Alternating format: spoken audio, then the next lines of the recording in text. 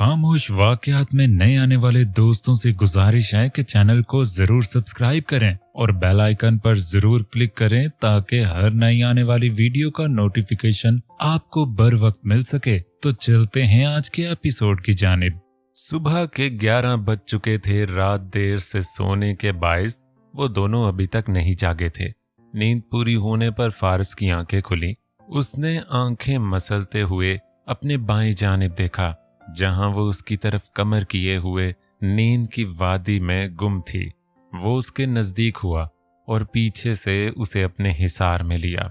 उसके वजूद से उसकी आंख खुली और वो उछल कर बैठी। नींद से भरी उसकी नीली सुर्ख आंखें फारिस को घायल कर रही थीं। क्या हुआ? फारिस ने बैठते हुए प्यार से पूछा। ईशा ने मुंह बसोरा। शायद वो उससे नाराज थी। पाँव में चप्पल पहने वो वॉशरूम की जानिब बढ़ गई और फारिस उसे देखता रह गया। ईशा फ्रेश होकर बाहर निकली तो उसने आसपास नजर दौड़ाई। फारिस कमरे में मौजूद नहीं था। ड्रेसिंग टेबल पे आकर उसने फारिस का परफ्यूम खुद पे छिड़का और नीचे जाने के लिए रेडी हो गई। एरा लाउंज में बैठी कॉफी पी रही थी।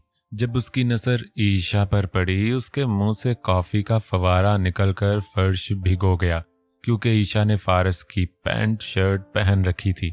शर्ट उसके घुटनों तक आ रही थी और इतनी खुली थी कि उसमें ईशा के जैसी 2 लड़कियां मजीद घुस सकती थीं। वो पैंट के तो क्या ही कहने थे।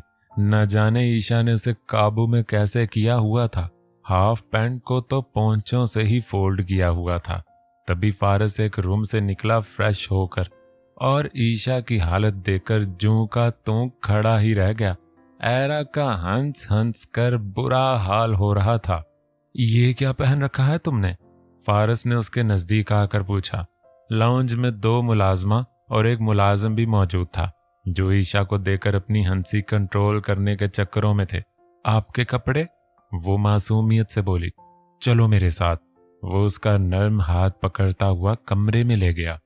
अब खुद को देखकर बताओ कैसी लग रही हो तुम? उसने उसे कंधों से पकड़ते हुए ड्रेसिंग टेबल के सामने खड़ा किया। अच्छी लग रही हूं? ईशा की मासूमियत पर फारिस को उस पे प्यार आने लगा। उसने ईशा का रुख अपनी तरफ किया। वो तो तुम हो ही। उसने पोंक से ईशा के माथे से बाल हटाए। लेकिन मेरे कपड़े पहनने की क्या जरूरत थी? एरा से ले लेती। उनके पास तो लेडीज हैं और मैं जेंट्स पहनती हूं। उसकी बात पर फारिस के होंठ मुस्कुराए। तभी रूम का डोर नॉक हुआ और फारिस दरवाजे की तरफ बढ़ा। मेड ने उसके हाथ में ईशा का ड्रेस दिया और वापस चल दी। वो फिर से उसकी तरफ आने लगा। उसने फारिस के हाथ में अपने कपड़े देखे। जब तुम वॉशरूम थी तो मैंने इन्हें ड्राई क्लीन करने के लिए मेड को दिया था। ईशा ने उसके हाथ से अपने कपड़े पकड़ने चाहे लेकिन वो हाथ पीछे कर गया। पहले बताओ चुप क्यों हो? नाराज हो मुझसे? उसने 2 उंगलियों से उसकी थोड़ी पकड़ते हुए पूछा। ईशा ने इस बात में सर हिलाया। वजह जान सकता हूं? फारिस की आंखों में खुमार था। आपको जैसे पता ही नहीं। ईशा ने मुंह बसोरा। मैं चाहता हूं मेरी छोटी सी बेगम मुझे बताए। उसने ईशा की नाक को उंगली से छुआ। वो खामोश रही।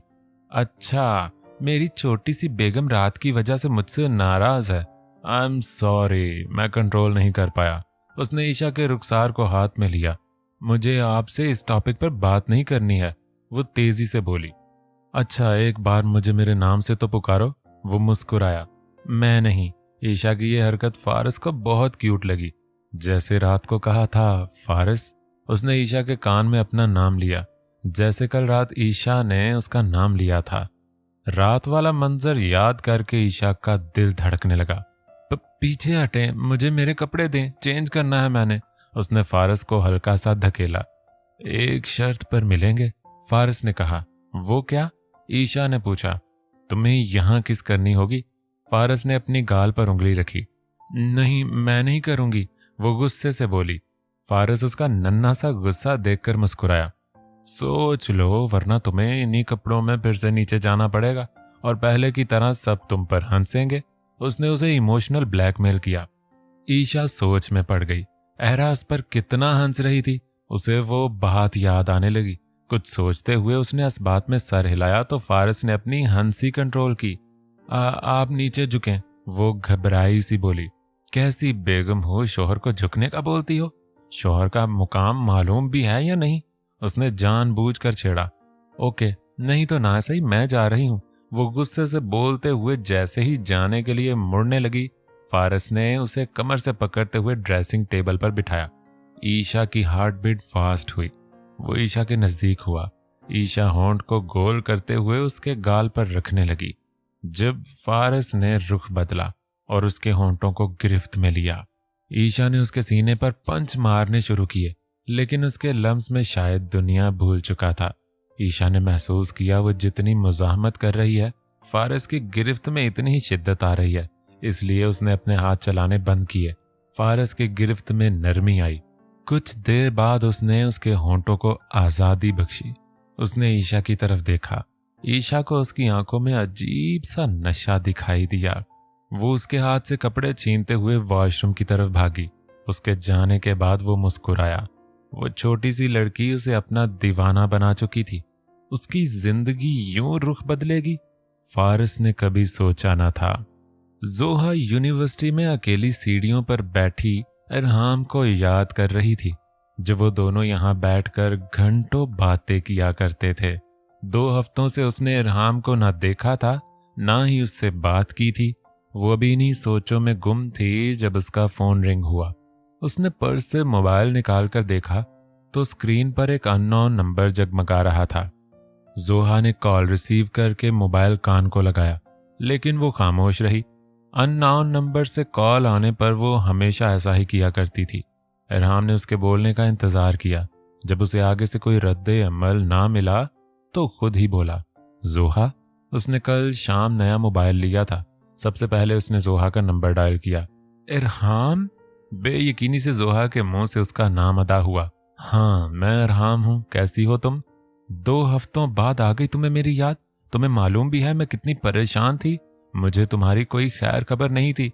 तुम ऐसा कैसे कर सकते हो मेरे साथ? उसकी आवाज भर आई थी। आई एम सॉरी जोहा, मेरा मोबाइल तब टूट गया था, आज ही नया लिया है। इरहाम, क्या कर रहे हो तुम? तुम मुझे दोस्त मानते थे ना? तुमने मेरे साथ बिल्कुल अच्छा नहीं किया। वो अब सही में रोने लगी थी। जोहा, सॉरी यार, बस आखिरी बार के लिए माफ कर दो। आइंदा ऐसा कभी नहीं करूंगा। दफा हो जाओ तुम, उसने आंसू साफ करते हुए कहा। इरहाम को अब अफसोस हो रहा था कि उसे वाकई बहुत पहले जोहा से राबता कर लेना चाहिए था। कैसे हो अब तुम? कुछ देर बाद जोहा बोली, अब तो काफी हद तक ठीक हूं, तुम बताओ कैसी हो? ठीक हूं मैं, जोहा ने तन से कहा। तुम हो कहाँ? मैंने हॉस्टल में पता किया था तो मालूम हुआ वहां से जा चुके हो। हाँ, मैं लीजा के घर हूँ। इरहाम की बात सुनकर जोहा की हालत सख्ते जैसी हो गई। क्या क्या मतलब लीजा के घर? उसने हैरत से पूछा। वो मेरा और लीजा का निकाह हो गया है जोहा। अब जोहा के पैरों तले सही मानों में जमीन निकली थी। हेलो जोहा। वो बेयकीनी से खामोश बैठी थी जब इरहाम ने उसे पुकारा। हाँ हाँ, सॉरी, मैं जानता हूँ ये बात छोटी नहीं है, लेकिन ये सब इतना जल्दी हुआ कि हम खुद हैरान थे। इरहाम, मेरा लेक्चर का टाइम हो गया है, मैं तुमसे बाद में बात करती हूँ। जोहा, बात तो सुनो। वो अभी बोल ही रहा था जब जोहा ने कॉल डिस्कनेक्ट की और वॉशरूम की तरफ भागी, क्योंकि एक वही जगह थी जहां उसे कोई देख नहीं सकता था और वो रोकर अपने दिल का गुबार निकाल सकती थी। उसने कहा था वो सुबह खुद घर आ जाएगी। जायशा ने कहा, अगर वो आज यहाँ आती है जैसे कि मीर फारस अब उसका शौहर है तो जरूर उसे खुद छोड़ने आएगा। अलाया ने कहा। जायशा और आहल तो ये सोच सोच कर ही परेशान हो रहे थे कि उनकी बेटी एक स्मगलर से निकाह कर चुकी है। अंकल, आंटी, आपको परेशान होने की जरूरत नहीं है। मैं कुछ ऐसा करूंगी जिससे वो ईशा को दोबारा कभी नहीं ले जा सकेगा। आर्यान, तुम जरा बाहर आकर मेरी बात सुनना, अलाया ने कहा। आर्यान इस बात में सर हिलाता हुआ उसके पीछे चल दिया। मुझे तुमसे इजाजत चाहिए। लाउंज में आकर वो बोली। कैसी इजाजत? वो हैरान हुआ। अगर मैं उमर और दानिश से हेल्प लूं तो हम ईशा को स्मगलर से बचा सकते हैं। वो हिचकिचाई, क्योंकि वो वादा कर चुकी थी दोबारा ये काम नहीं करेगी। अगर उनकी हेल्प से हम ईशा को बचा सकते हैं तो मुझे एतराज नहीं है। आर्यान की बात सुनकर अलाया के चेहरे पे खुशी के तासरात रोनुमा हुए। ओह, थैंक यू आर्यान, मैं फिर उन्हें अभी कॉल करती हूँ, क्या पता मीर फारस किस वक्त आ जाए। उसने एक्साइटमेंट से मोबाइल निकाला। ओके तुम करो बात, मैं अंदर चलता हूँ। ठीक है, अलाया ने कहा और वो अंदर की जानिब चल दिया। अली फारिस के आदमी के साथ गन्स का हिसाब किताब देख रहा था जब उसका मोबाइल रिंग हुआ। उसने मोबाइल उठाकर देखा तो अलाया की कॉल थी।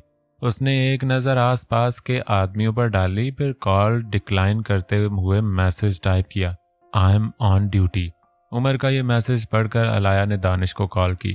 पहली बेल पर ही कॉल रिसीव कर ली गई। अलाया, 4 दिन से तुमने हमसे राब्ता क्यों नहीं किया? आखिर तुम हो कहाँ?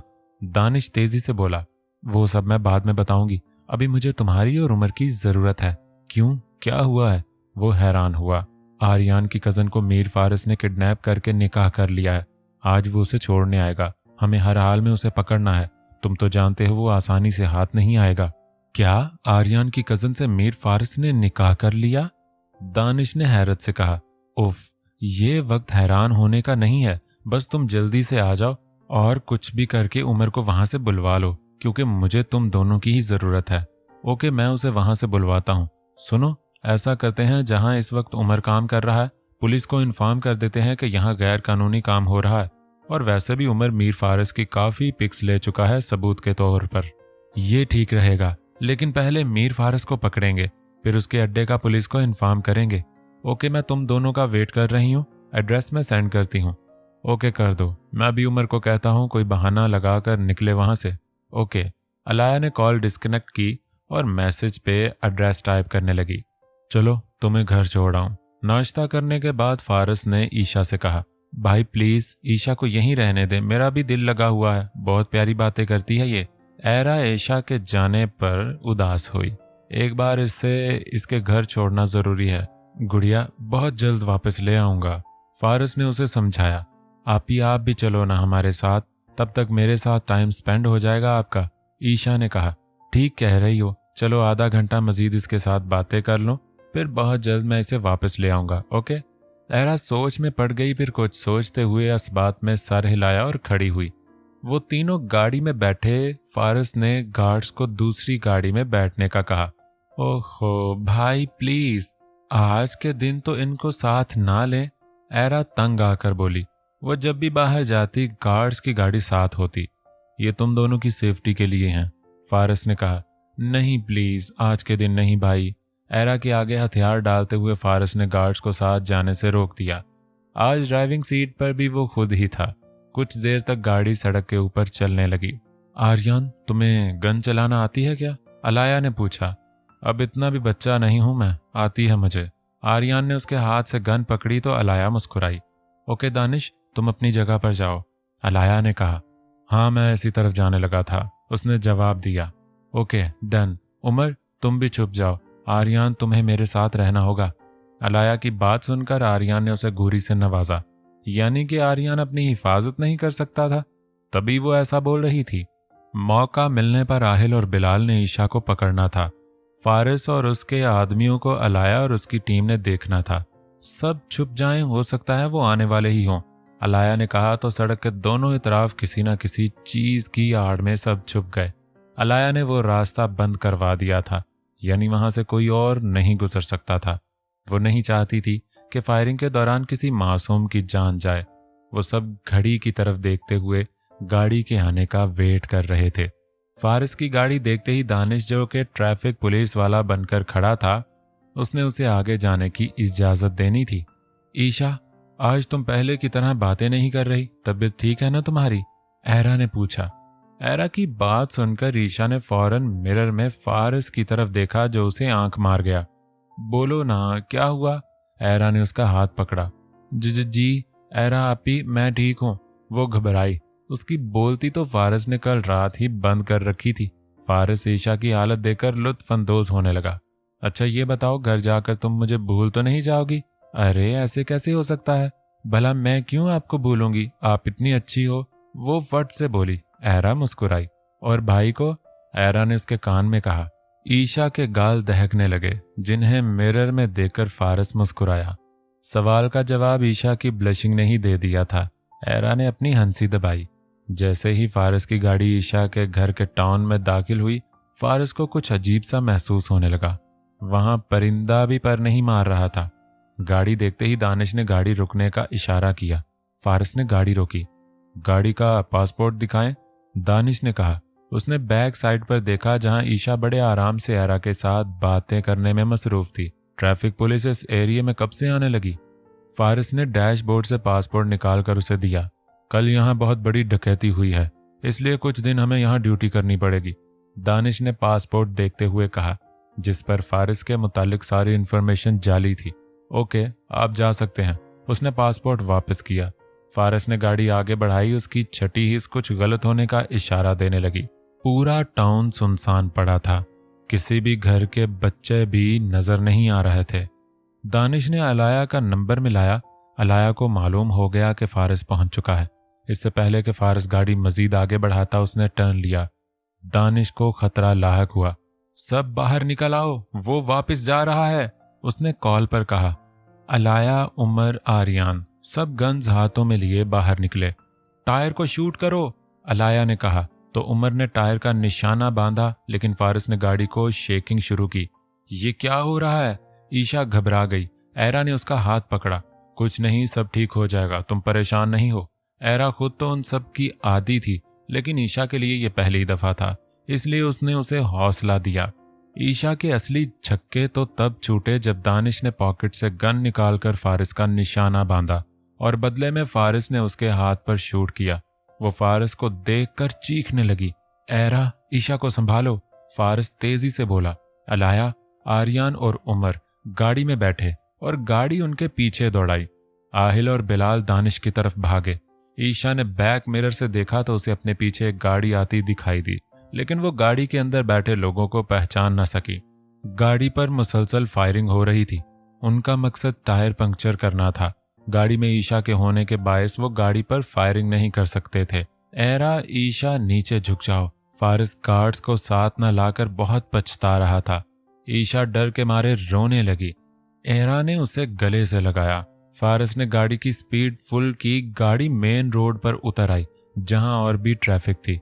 उमर, तेज चलाओ, हाथ से नहीं निकलना चाहिए, अलाया ने चिल्लाते हुए कहा। आगे ट्रैफिक है, एक्सीडेंट हो सकता है। उमर ने भी गाड़ी की स्पीड पहले से बढ़ाई। तो ध्यान करो, लेकिन वो हाथ से नहीं निकलने चाहिए, मैं बता रही हूं। उमर ने स्पीड फुल की।